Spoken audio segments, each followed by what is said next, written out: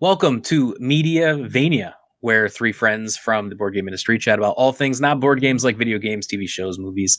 And today there was a Nintendo Direct and a Sony State of Play that kind of came out of nowhere. It basically was announced like one day ahead of time, and then they both said that, hey, here's a bunch of our winter holiday games. Sorry. Yeah, exactly. A bunch. And so I thought what we'd do is get together tonight, make a really quick little video on one of our favorite announcements, maybe some things that let us down. I have with us, as normal, we got Marty and Nick. And hey, Nick, let's get this thing started right off the bat here. With Nintendo Direct was this morning. What were some of your favorite things from that show?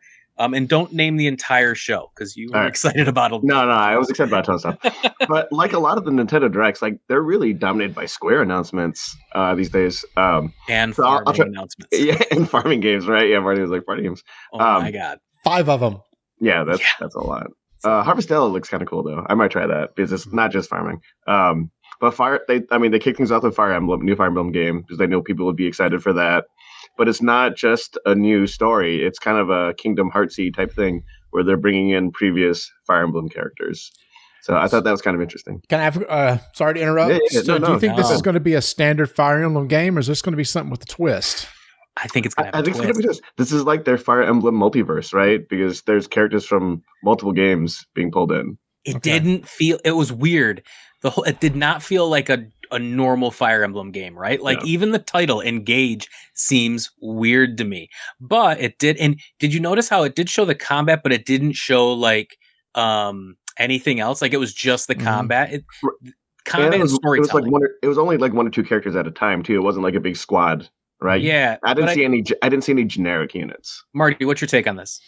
I was super excited about it until I started talking to my sons who love Fire Emblem, and my middle son said, "Yeah, I need to see more." And I said, "What do you mean?" He said, "It doesn't look like a regular Fire Emblem game." So he's kind of curious. And then Nick, you said something in our chat today, something about like Kingdom Hearts, like doing a bunch of different things. I thought, well, maybe it's not the typical tactical RPG type game, and maybe it's something different. Yeah. Yeah, the combat looks cool. I do like Fire Emblem, but I'd want like another normal Fire Emblem game, but we'll see if this is it. If this scratches that itch. It's not till next year. That's another thing they came out early next year, right? Yeah, it was January, February. Yeah, it was early. Yeah. Yep. Q1. So yeah, we'll see. So what else, Marty? What's on your radar from it? Did you see what else popped out on you from the Nintendo Direct? Yeah. So here, I'm trying to think of new things that I saw that got me excited. Now, you just because you mentioned earlier, yes, there were 5 gardening games, which I thought was odd. The Rune Factory and the new Rune Factory. I had been interested in Harvestella when I first heard about it, and I still am. So of those 5 gardening games, Harvestella is still the one I'm very interested in because it's Square. And I'm like, for me, Square is on a roll right now. And if they have their name attached to it, I at least want to check it out. Yeah. Harvestella does look cool. And normally I'm into a good farming game, but really it was a little, I'm surprised they lumped them all in together on that same Direct because it just felt like one after another, which sadly kind of like hurts all of them because you don't one doesn't stand out. You're not like, you're man, there's so many different ones. Yep. For me, the Octopath Traveler 2 trailer looked really cool. I didn't finish Octopath Traveler 1, but I love the graphic style, the music, the gameplay. That is a Matt game through and through. Like I really do love that game. So we'll see. I'm excited about 2. I will probably bump number 1 back in and see if I can like work through some of those stories before 2 comes out. But 2 got me hyped. I think that was one of the cooler things. The trailer showed a lot more characters together at once, so maybe they're fixing some of the mistakes with the first one where the cast didn't meet each other until the very end, right? Yeah, for sure. So I got to ask Nick about something. I'm looking at a list over here that Nick made, and you were super excited about Front Mission 1 through 3, which I've never played. So tell me about those. You've never played any of them? If you like mechs, strategy, like building mechs, customizing them. Yeah. It's a game that's tailor-made for me.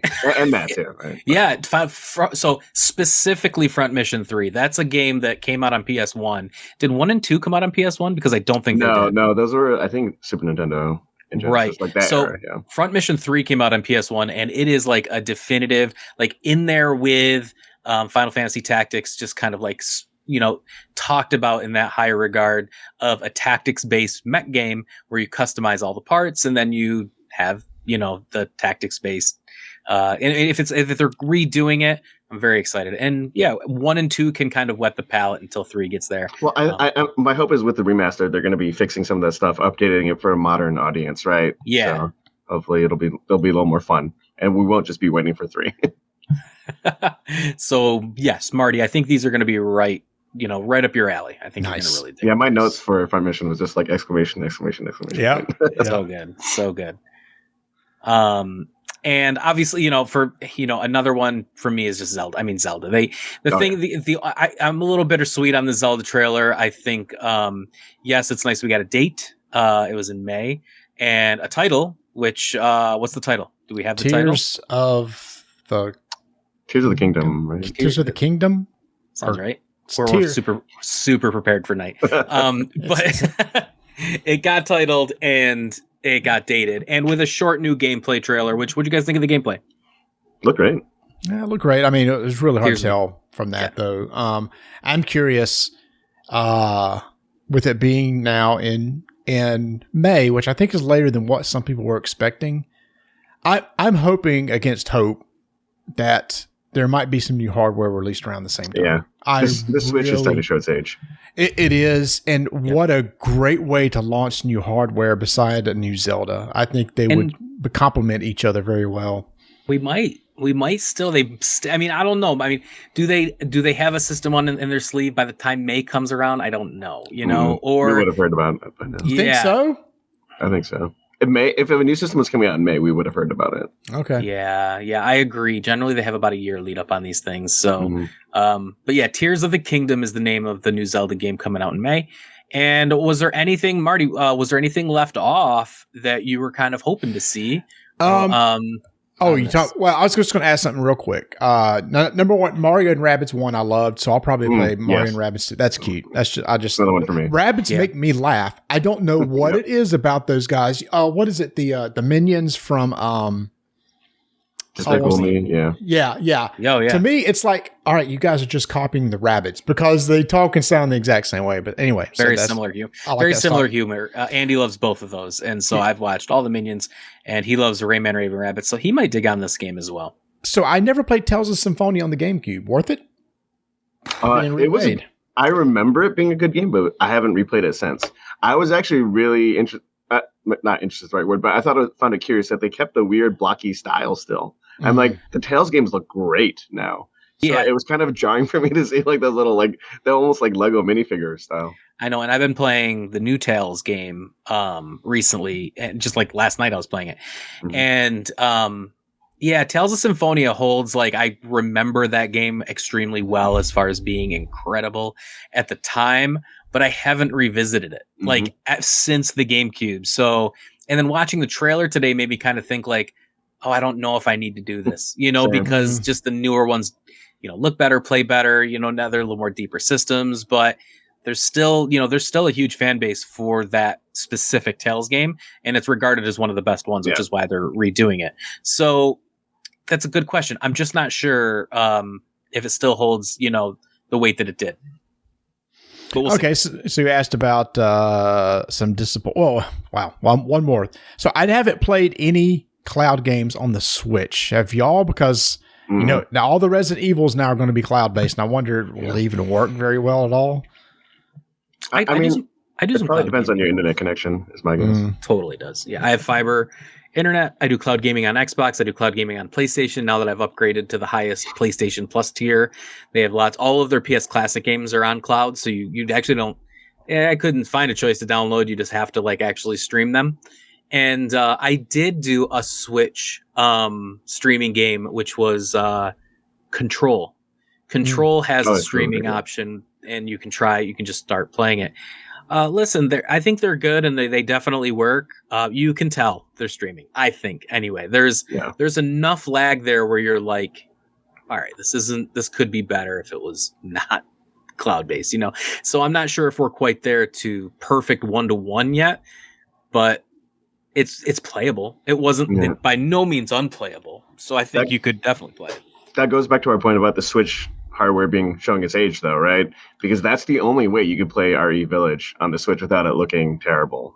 That's cloud. That's true. Yeah, for sure.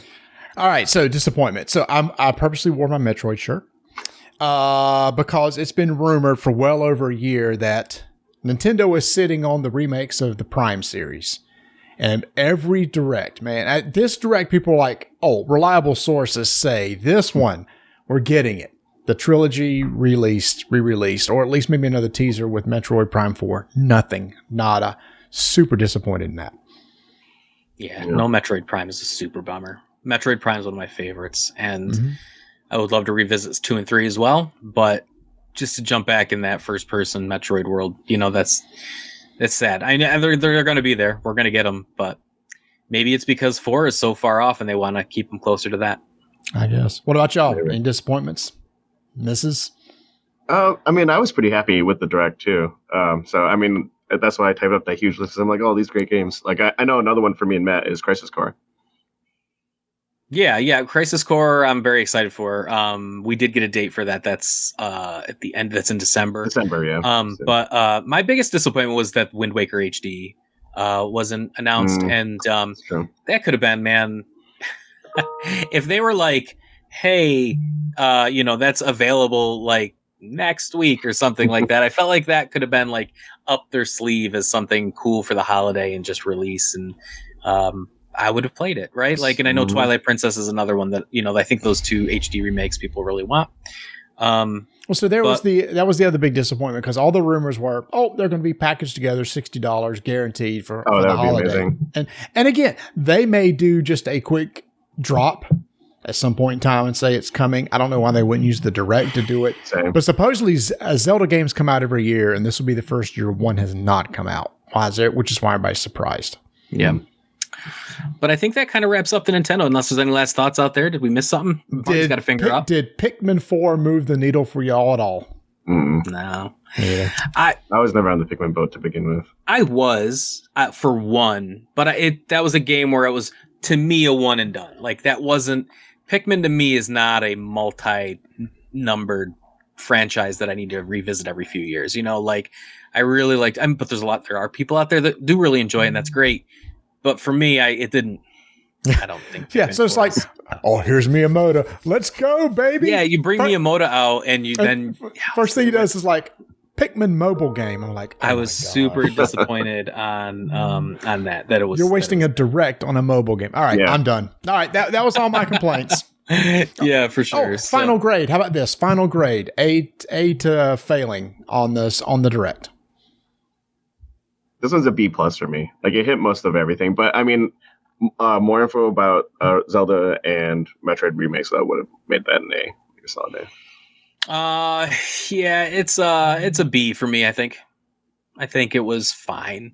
As far as what they showed, I do love me some RPGs. Maybe too heavy on the farm games and not some of the big ones that I wanted, but the ones that I am excited for, I'm excited for. No Advance Wars, and did you mention that already, Marty? Gosh, that was the other. That was in our chat. Yeah, that was in our chat. The grade's a C. The grade I was is a C. I brought it down. I forgot Advance Wars. I don't understand. I understand why you delayed it at first, but you're just sitting on the game at this point. Just if you don't want to have big fanfare, just say.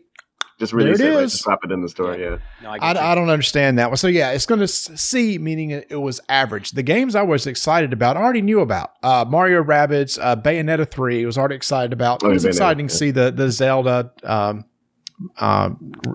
date, name, and everything like that. Octopath Traveler, that moved the needle for me. Very cool, very interesting Fire Emblem. Still, overall a C because of what wasn't there. Yeah, and I think that kind of puts in for the Nintendo State of Play. Nintendo State of Play. Did I just mix those two up? Yes, you can. Nintendo Direct, Sony State of Play. Well, on to the State of Play. Out of the Nintendo Direct is what I meant to say. Sony had a very short show. It was maybe not very short, but it was shorter than the Nintendo one. Probably by about 15 minutes, it seemed. They did not have as many games. I believe they showed 10 new games.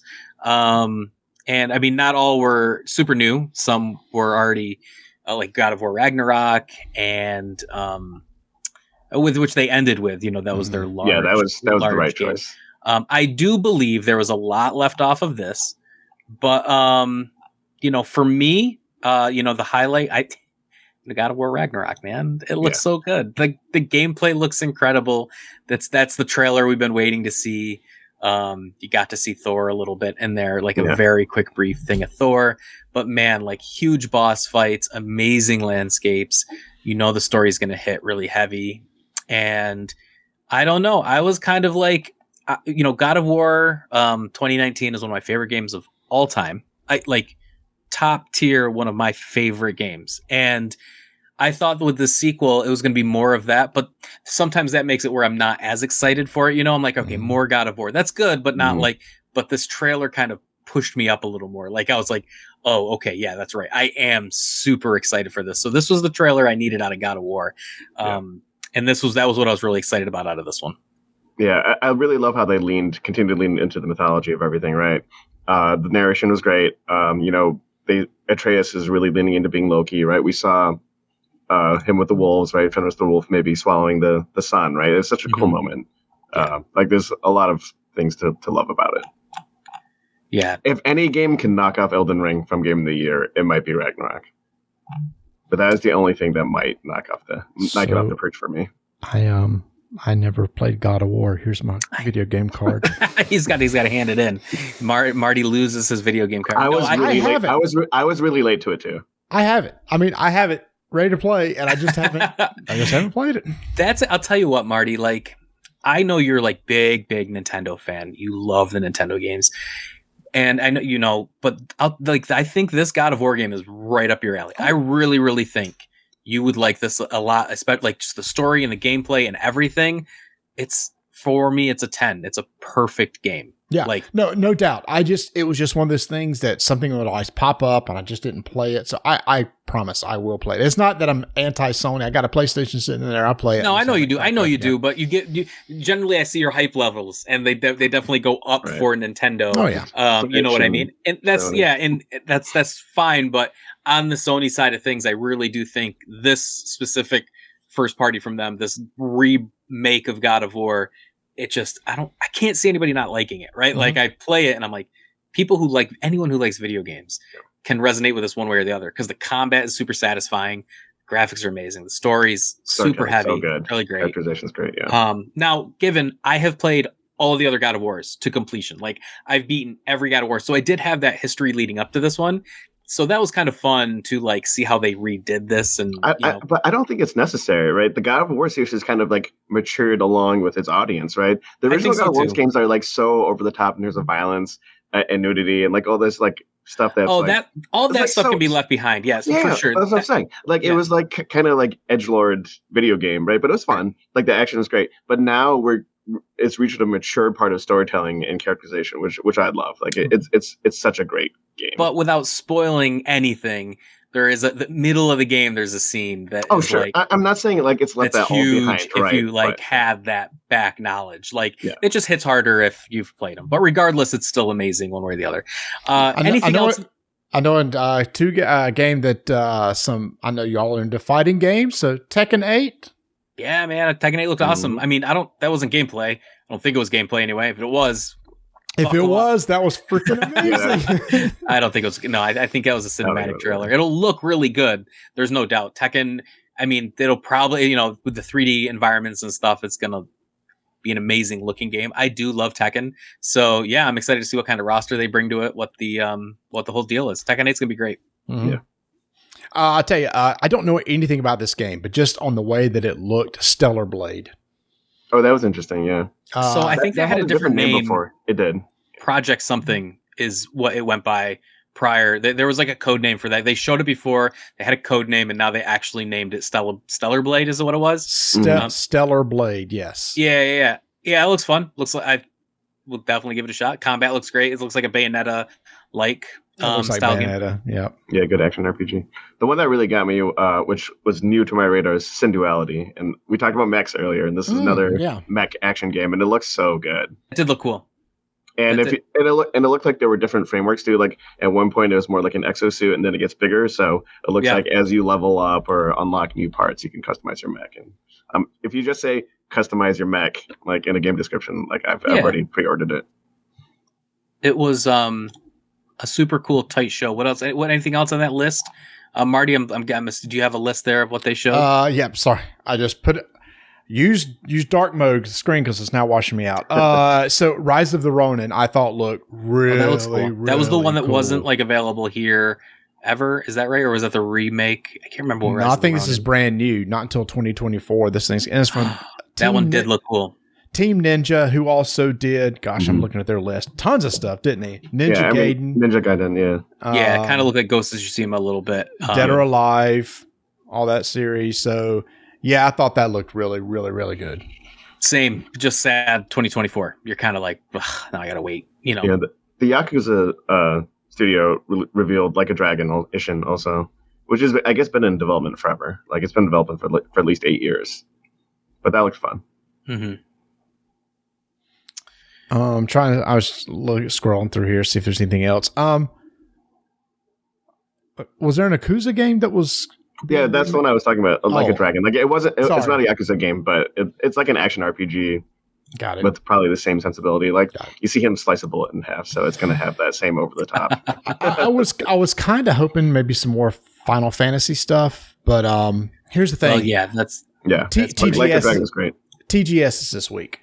So more than likely, there's been a lot that's being held over for the TGS. I hope so. TG. The thing with TGS is like honestly, I generally don't see too many huge announcements from TGS in the past few years anyway, but that might change. I would love to see some fun. I mean, Final Fantasy 16 is the biggest omission for me from this state of play.